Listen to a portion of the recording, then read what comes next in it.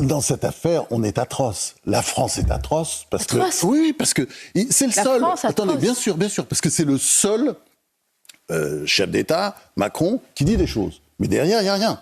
C'est-à-dire, il n'y a pas le début d'un acte. Non, mais au moins, on pourrait secouer un peu le cocotier. Hein, je sais pas, aller là-bas en Arménie, avec l'ombre de la main russe, c'est turc. Hein. Mais oui, je sais. Mais enfin, la France, vous savez, elle a encore des choses à dire. Je pense que ah oui, non, mais la France. Mais quand on voit l'Afrique, on se pose des questions. Oui, mais enfin, écoutez, l'Arménie, ce qui se fait est abject. Et ça se fait avec la complicité de l'Union européenne.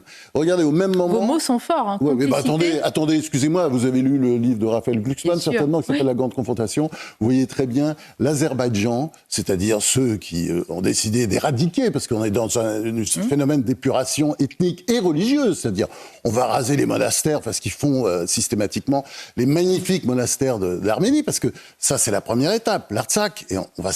Enfin, j'imagine avec la Turquie, l'Azerbaïdjan va s'attaquer à l'Arménie. Bon, et c'est juste affreux parce que dans le même moment, vous savez très bien que vous avez toutes ces déclarations de dirigeants européens, Charles Michel, enfin c'est la honte de la jungle, Ursula von der Leyen, enfin toutes ces personnalités qui surtout ne disent rien. Et qui sont fiers d'ailleurs de doubler les importations de gaz d'Azerbaïdjan, puisque c'est ce qu'on a appris ce week-end. Le gaz azéri, on allait doubler les importations, et c'est du gaz russe d'ailleurs, on sait très bien, c'est une façon de détourner l'embargo. Et si vous voulez, vous avez dans ce que j'ai appris dans ce livre de Raphaël Glucksmann, ce sont les sommes considérables de l'Azerbaïdjan pour corrompre les dirigeants européens. Et d'ailleurs, les élus français aussi. Puis, je ne parle pas de la presse, parce que parfois on lit des articles, on voit très bien que voilà, ils ont profité de ce qu'on appelait la diplomatie du caviar. C'est-à-dire cette diplomatie de l'Azerbaïdjan qui consiste à faire des cadeaux. Hein, bon, et on voit le résultat. Et si vous voulez, le résultat, c'est quoi?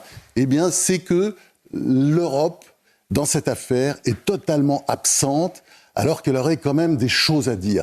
Pourquoi est-ce qu'on abandonne les Arméniens? Parce qu'ils sont chrétiens? Je ne sais pas, mais enfin, je me pose la question. Pourquoi ils sont abandonnés comme ça? Sur cette conclusion, sous forme d'interpellation, on entend et on voit votre colère ce matin, François-Olivier Gisbert, sur ce sujet si important. Je vous remercie. Merci à vous. Je précise que le 3e volet de votre trilogie paraîtra le 2 novembre chez Gallimard, Tragédie française. Succès de cette trilogie. C'était votre grande interview ce matin. Je vous remercie. Merci Sonia Mabrouk.